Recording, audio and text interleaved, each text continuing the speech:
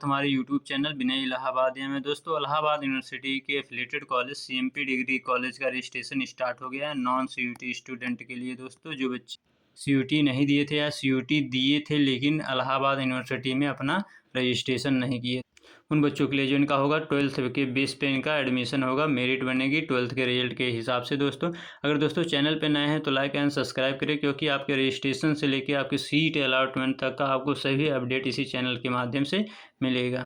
और एक इम्पॉर्टेंट चीज़ है कि दोस्तों आप सब टेलीग्राम ज्वाइन कर ले, जिससे आपको एडमिशन में कोई प्रॉब्लम नहीं आएगी। वहाँ आपके सब सीनियर है, जो भी दिक्कत होगा वहाँ से आप बात कर सकते हैं। तो दोस्तों रजिस्ट्रेशन स्टार्ट करते हैं। आपको कैसे रजिस्ट्रेशन करना है, जो नॉन सीयूटी वाले बच्चे हैं, जो सीयूटी वाले बच्चे हैं उनका रजिस्ट्रेशन हम बता चुके हैं।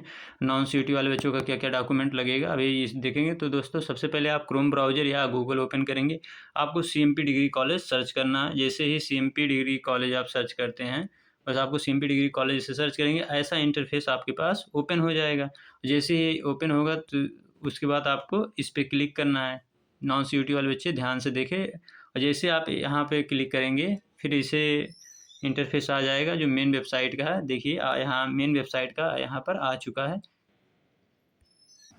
ऐसा इंटरफेस आ जाएगा। फिर आपको करना क्या होगा, आप यहाँ रजिस्ट्रेशन पे क्लिक करना होगा। यहाँ दिया हुआ वहाँ अलग से दिया रहेगा कैटेगरी वाइज, जैसे यहाँ देख सकते हैं यहाँ लिखा है पीजी, तो आपको यहीं करना है। जैसे आप यहाँ रजिस्ट्रेशन पोर्टल पे करेंगे फिर ऐसा इंटरफेस ओपन हो जाएगा।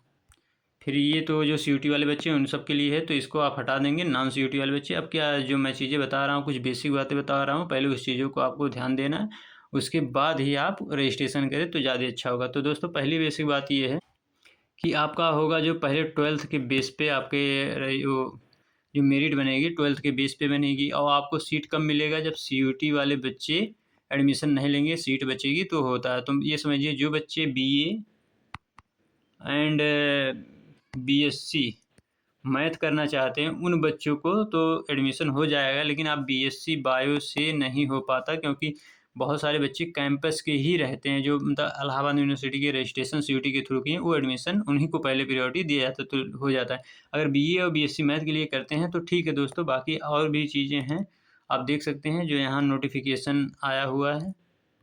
जो चीज़ें मैं बताया हूँ आप यहाँ साफ साफ लिखा हुआ, आप इसको ध्यान दीजिएगा। The admission non CUET candidate will be done only when the seat remains vacant from the CUET applicant. ये कि जो सीयूटी वाले बच्चे पहले से इलाहाबाद यूनिवर्सिटी में रजिस्ट्रेशन किए हैं, अगर वो नहीं करते हैं तो अगर सीट खाली रहती है तब आपका एडमिशन होगा। इस चीज़ को ध्यान में रखिए, आप रजिस्ट्रेशन करेंगे।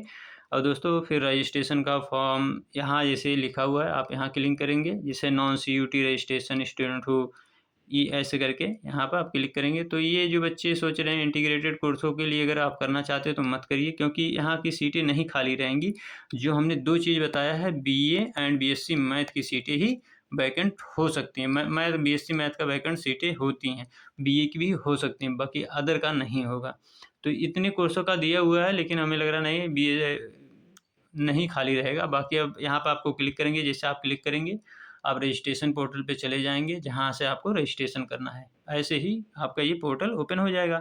ये यहीं से एक सिंपल पेज का आप रजिस्ट्रेशन है, आप देख सकते हैं। ऐसा होने के बाद ये जो आपकी ईमेल आईडी रहेगी वो तो यहाँ होगा, फिर आप यहाँ से भरना स्टार्ट करेंगे। ये चीज़ है, आपका 300 रुपये लगेंगे रजिस्ट्रेशन के। और दोस्तों आईएसडीसी में भी चल रहा है रजिस्ट्रेशन, आप वहाँ भी कर सकते हैं, बाकी वहाँ भी 300 है।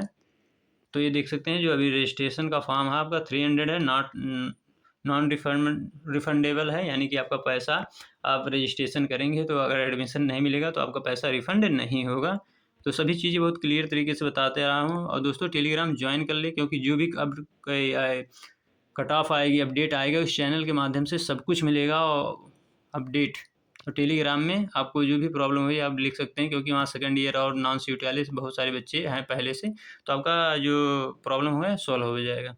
तो बात कर लेते हैं, आपको यहाँ पर कोर्स सेलेक्ट करना है। जैसे आप BA, BCom, BSc bio, BSc math और बीसीए, एमसीए और बीसीए, इतना चीज़ का खाली है। बाकी आप किसी में अप्लाई कर सकते हैं, लेकिन दोस्तों दो चीज़ का ध्यान दें कि अगर बीए से करना चाहते हैं, बीएससी मैथ से, दोनों से करना चाहते हैं तो कर दे। बाकी आप कर सकते हैं सभी से, लेकिन हमारा जो एक्सपीरियंस है कि इसी दो में जो बच्चे नॉन सीयूटी वाले आते हैं इसी दोनों में आते हैं। बाकी ये आपका जैसे हो जाएगा, जैसे बीए आपने चूज कर लिया है यहाँ, फिर इंटरमीडिएट रोल नंबर आप डालेंगे, कैंडिडेट अपना नेम सही से डालिएगा, फादर नेम गलती ना हो, मदर नेम, फिर आप डोमिसाइल स्टेट डालना, आप किस स्टेट के हैं आप वो स्टेट डालना है। फिर यहाँ कैटेगरी डालनी है, यहाँ कैटेगरी आएगा ओबीसी, जनरल, SC ST। जो कैटेगरी आप यहाँ डाल देंगे, ये मत करिएगा कि आप अदर कैटेगरी में डाल दें, बाद में वेरिफिकेशन आपका ऑफलाइन वेरिफिकेशन होगा, वहाँ कैंसिल हो जाएगी।